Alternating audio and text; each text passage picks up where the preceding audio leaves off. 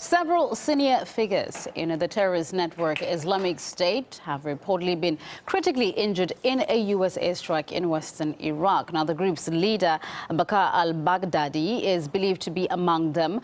To discuss this, I'm joined live now by political analyst Shwan Zulal. Thank you very much for being with us. Now, if these reports are true, how much of an impact will this have on Islamic State? Well, the report has not been corroborated yet, so I think we've heard before the last two or three times at least that Baghdadi has been injured. But let's say if this is true, obviously this is a severe blow for ISIL and their command structure.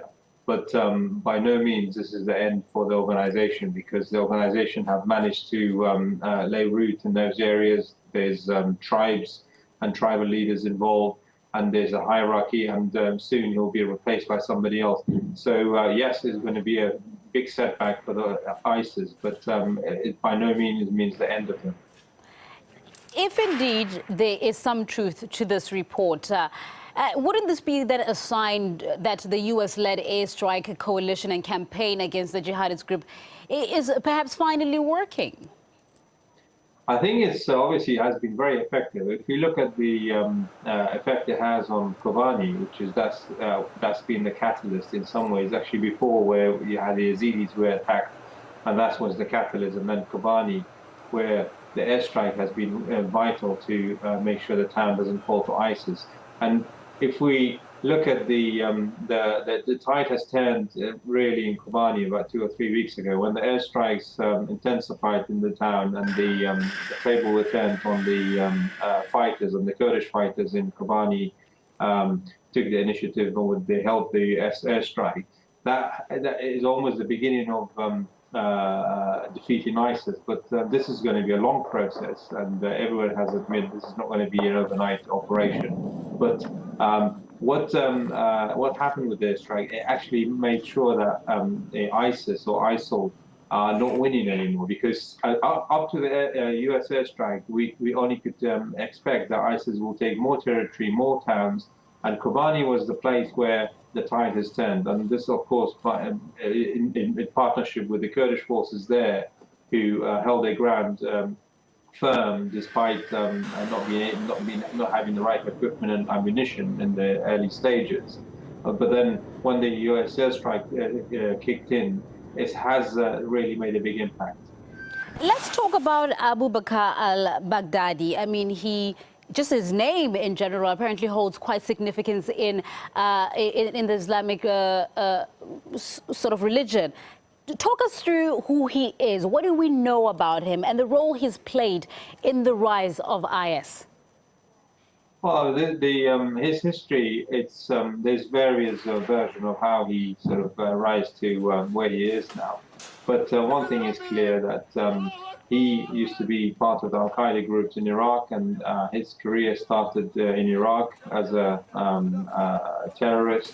And from 2003, obviously, there's accounts that he was even in US custody in the early days of the Iraq War. So his career really started from there, and it's various different conflicting accounts of how he rose up the ranks. But his predecessor, who used to run, because if we look back in Iraq since 2003, especially in years in 2005 to 2007, where most of the violence in Iraq took place, there's a person called Abu Musab al-Zarqawi, which he was the head of the organization, and Baghdadi used to work for him, and Baghdadi is not his real name. But he sort of worked his way up the ranks, and managed to, at some stages, work with the Nusra Front in Syria. And then he separated because the Nusra Front is still part of Al-Qaeda network. But he sort of wanted to go his own way, and even Al-Qaeda, he certainly sounds like a very complex man, just as it is with these leaders of these terrorist groups. But I wanted to touch on something that you touched on before about Kobani and Turkey and some of the border regions there. How do you view Turkey's role in the fight against Islamic State? Well, there's been, I mean, Turkey had one of the worst PRs in this war, and rightly so, in my opinion, because they stood by, and you can see the town of Kobani falling, and they really stood by, and not even, I mean, nobody really expected them to intervene, but they actually are stopping Kurdish fighters, the Kurdish residents, the men who brought their families to Turkey into safety to go back into the town and fight ISIS. So in that sense, Turkey really brought all the bad publicity on themselves for themselves. I mean, Turkey's position has been very clear. Turkey wants to remove Bashar al-Assad from Syria.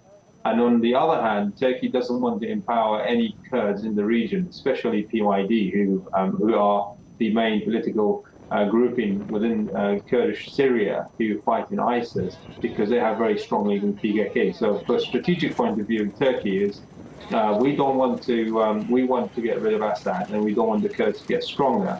And ISIS is doing both things. He's fighting Assad on one front and fighting the Kurds on the other front.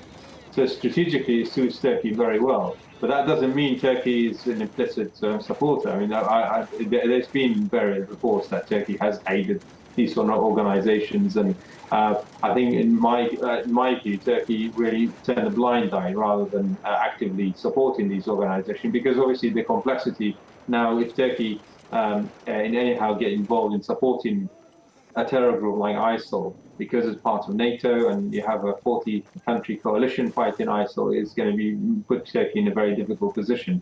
But what I can say, Turkey has turned a blind eye on ISIS activity, opened the borders for them. They can easily go in and out. The hospitals in Turkey have been used for their wounded. And obviously personnel, as we know, hundreds or even thousands of people going from Europe and joining ISIS mainly through Turkey. We're going to have to leave it right there. Thank you very much. Shwan Zulal, political analyst from London, just going through these reports we've just been talking about. They haven't been confirmed yet, and as soon as we get more updates on that, we'll bring it to you.